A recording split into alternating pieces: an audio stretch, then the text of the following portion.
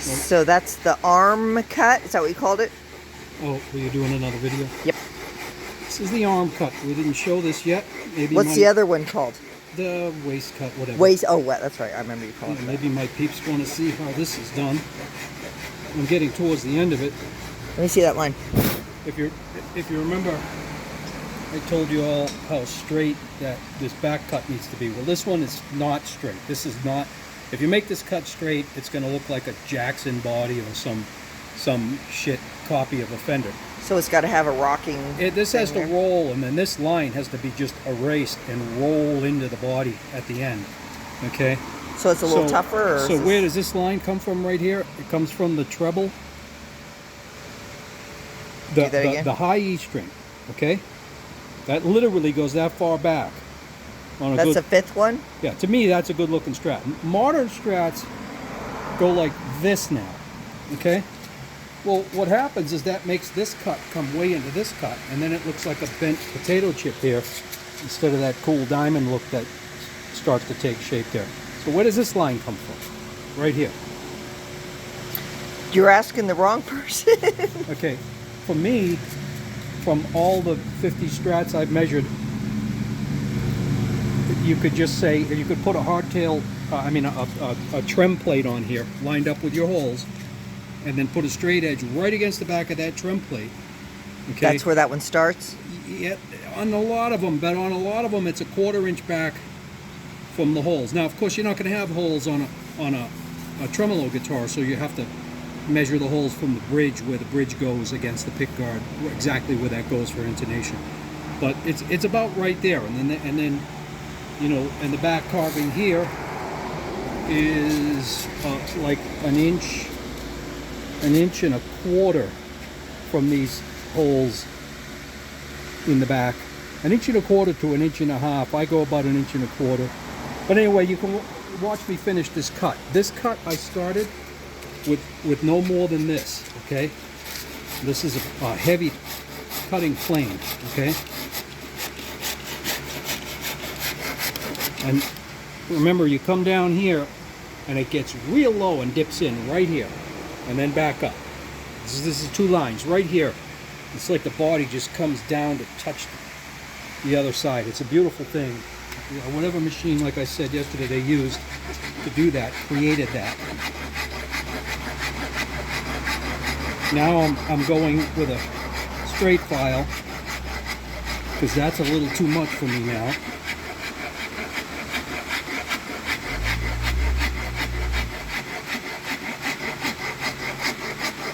And that curve is up to you. There's no exact, it just rolls, you see.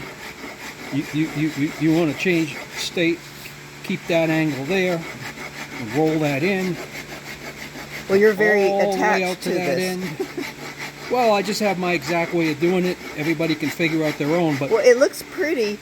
I see so many beginners do this cut flat, and you know, because it's like that on a lot of copy guitars and quick-made Strats that were made in New Jersey. And I should talk because I worked there, so I know all about making those guitars, and how they were made. So these cuts are, I mean, they make it look cool, but they're really just for comfort, right? Yeah, that's why it's one of the greatest guitars. That's why you love world. the guitar. That's why when you play a Les Paul, you get this giant freaking line in your arm right here. It's terrible. Or a Telecaster. Yeah, Tellies are uncomfortable too, but they're a lot better than a Gibson style guitar. Which will answer the question. But I have worked, you know, back in the 80s for some of those big guitar companies and making mass quantities of inferior guitars every day. But it is what it is. And you see that coming to shape now, coming right down to that. Again, pencil lines mean nothing unless you're the guy who drew them, and then you know a pencil line, even a tiny, no matter how sharp you sharpen what kind of expensive pencils you're using, you got about 5 thousandths on the smallest pencil line. So what does that interpret? I mean, really, what side of the line? Is it the middle of the line? Is it the edge of the line?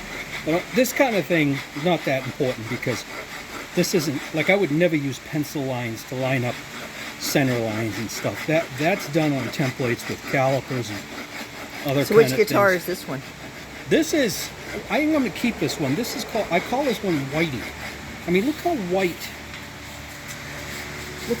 that is. And it's got this ribbon grain going all the way up. Beautiful. Yeah, it goes all the way up through that horn. Look at that little round thing on there. That's cool. It goes all the way like a ribbon up through that horn. So you're going to keep this one? I think I want to keep one that I'm going to paint Mary Kay white. Just because I want one. I want a Mary Kay white. And out of these 7 bodies, it's really hard to pick. They're all so good. And this one has a really ugly mineral streak on the back. And maybe some wouldn't like that. But I'll be honest with you, I like it. So between that mineral streak and the fact that this one is just a very white looking piece of swamp ash. So you think it's going to take the finish you want?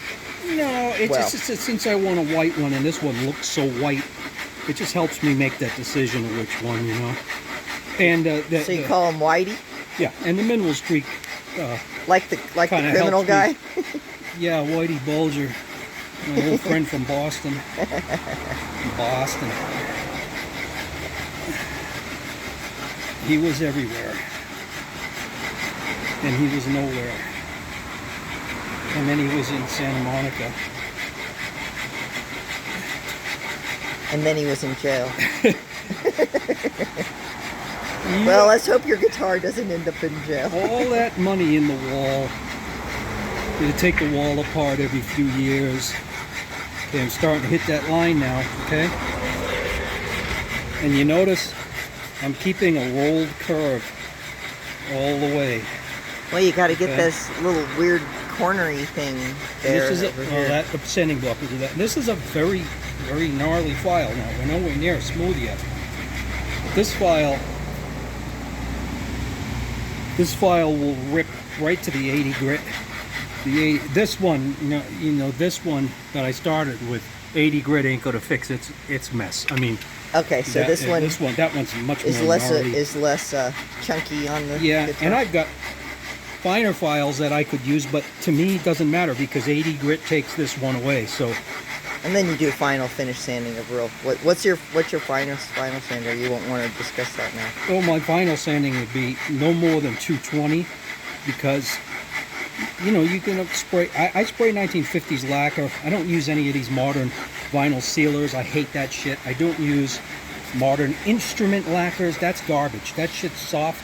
It's no good. I use old, real hard nitrocellulose lacquer. I have it made for me. You gotta have a tooth for it.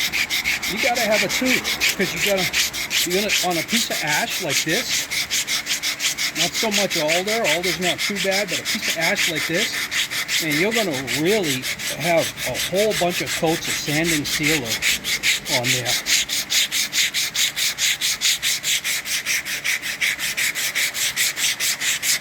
That grain coming through on that, huh? Blow it off. Oh yeah. Let me get a good. Wow. Yeah, Whitey's coming together, and I keep making sure I get that dip right there, because that is going to match this in thinness right there and right there, right there. And I got a little tiny bit of filler on there. There's a little mineral streak right there that has the tiniest. There's a little thing on the end too. I see a little. On the end. Circled it. Right. Oh yeah, but that one, the sanding sealer will get that one. These two mineral streaks, the one on the back and that one, had the tiniest little amount of just a little tiny hairline crack running through the middle of it, which is how you get that blended in. Yeah, and I don't like to deal with that with the finish. Oh, look at that. Well, that comes quick, huh?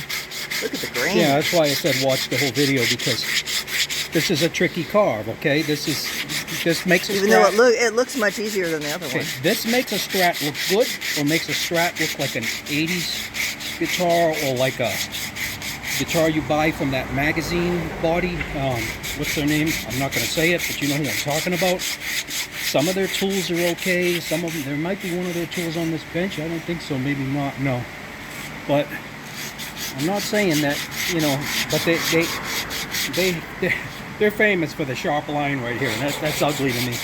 That will not transition properly. Let's see if I can show how you're doing this. Got to get the right angle. It's 80 grit. Okay. Oh yeah, look how nice of a curve you got on there. It's like you're erasing that line now. Yeah, so that's the whole point. You know, save that for the sandpaper, for the end. You don't bring your file up here. There's no need to. Because it's a tricky little thing, you know. I mean, to get these, no two come out exactly the same, but you want to be happy with it. See, that line's disappearing now, which means I'm going to be at 5/8 to the back of the guitar. Okay? So now,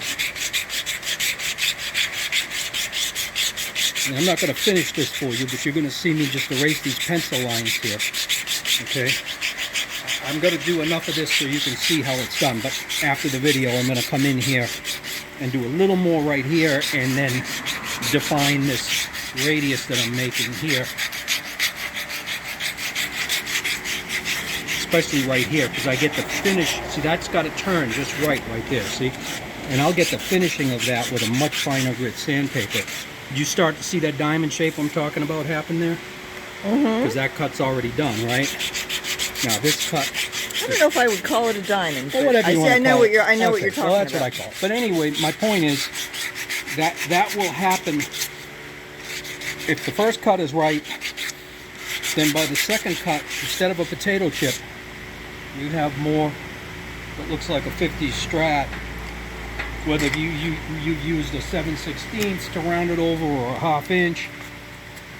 You measure all those 50 Strats, none of them measure 7/16, no way.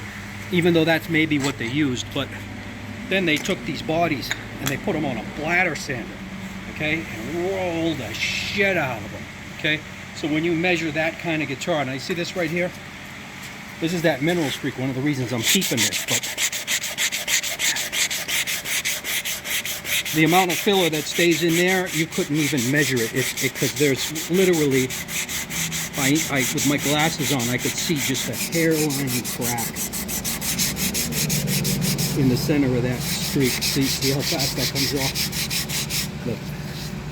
So now that there was a hairline of a smidge of a crack in that mineral streak, and I don't mind the mineral streak because someone's got to have this body, and I want a white one. And this, look how white this swamp ash is. So this is going to be Whitey. It'll be mine. Now here there was a very light one, okay?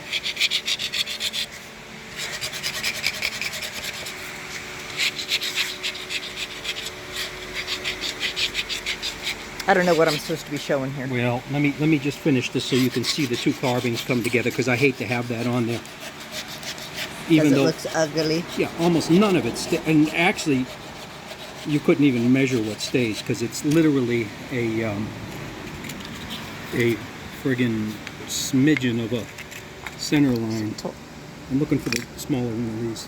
Oh, there it is. Yeah, thank you.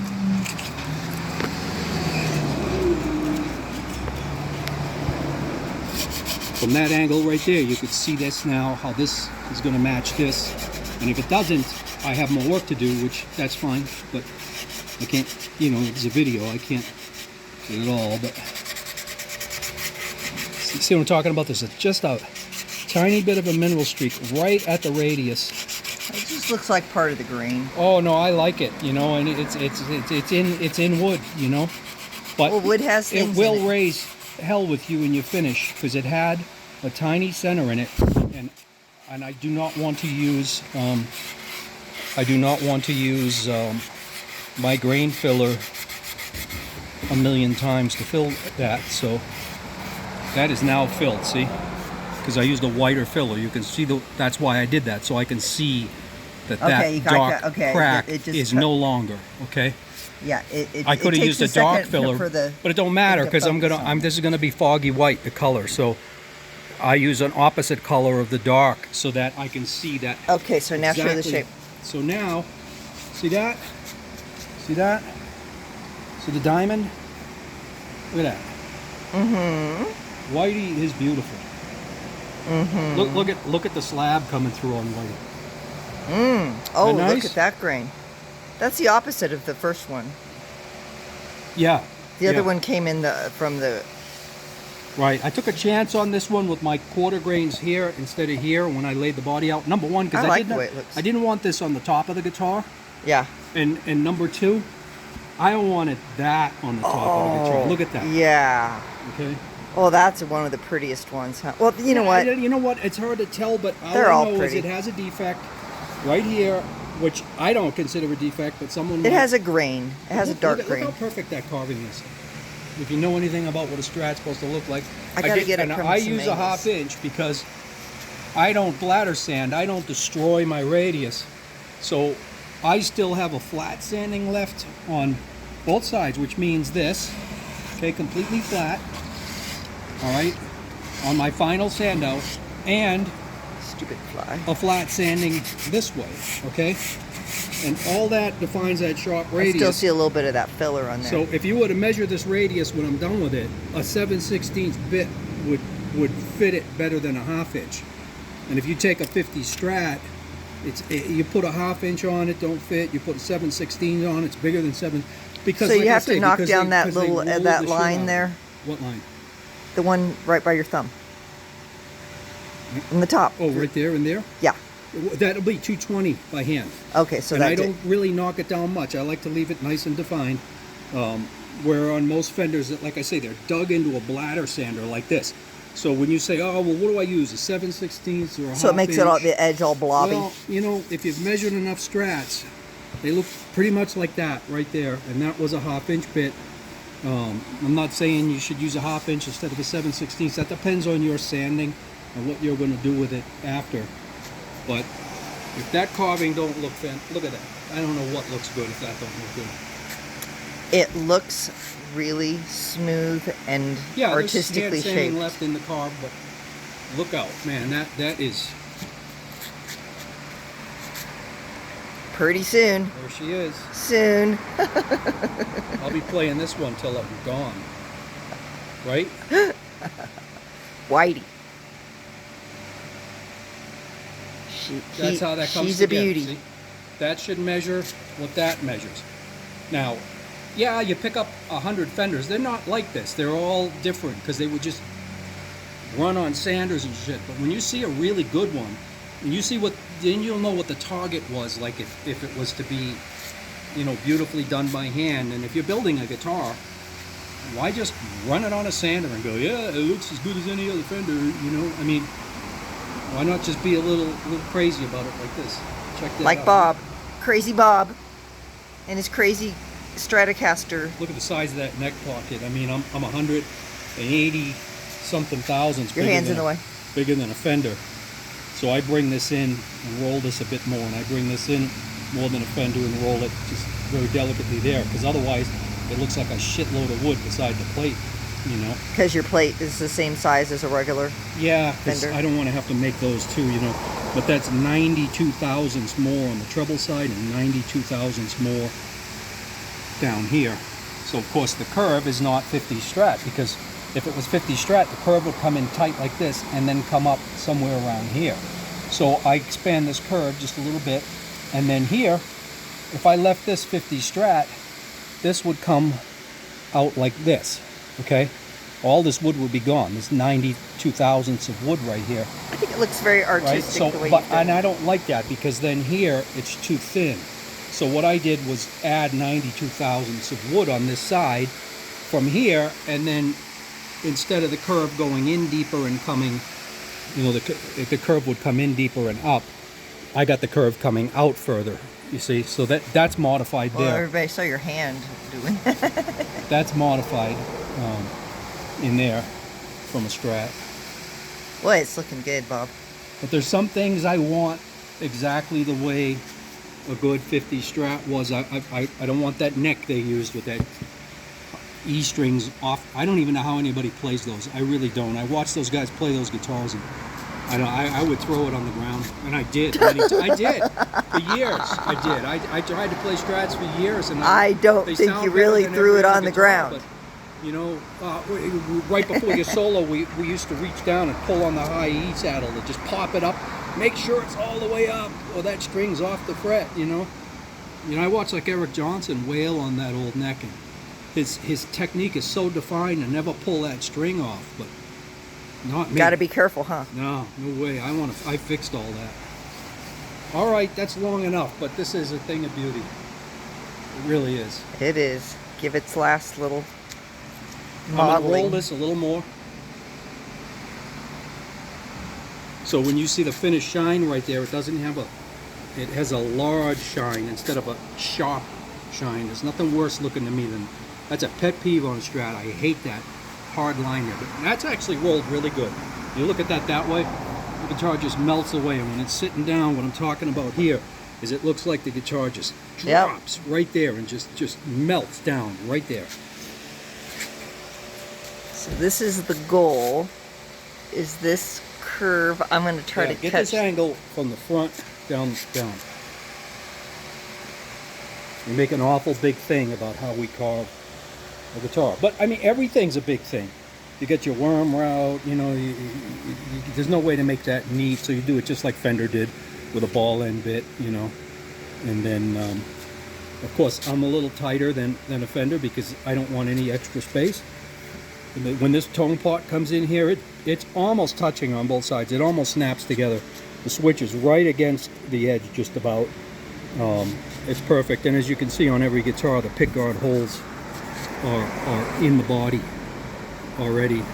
They're not holes, they're only like pilot 20 thousandths deep. They're just detents because that's all on the template.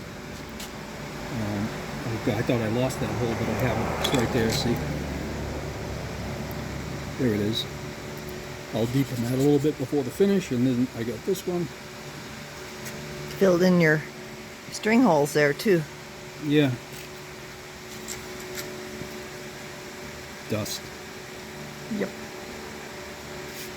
1, 2, 3, 4, 5, 6. Okay, I'm going to leave you with an El Camino, a Harley Davidson, And a Stratocaster. And a Stratocaster. Bob's 3 favorite things in the world.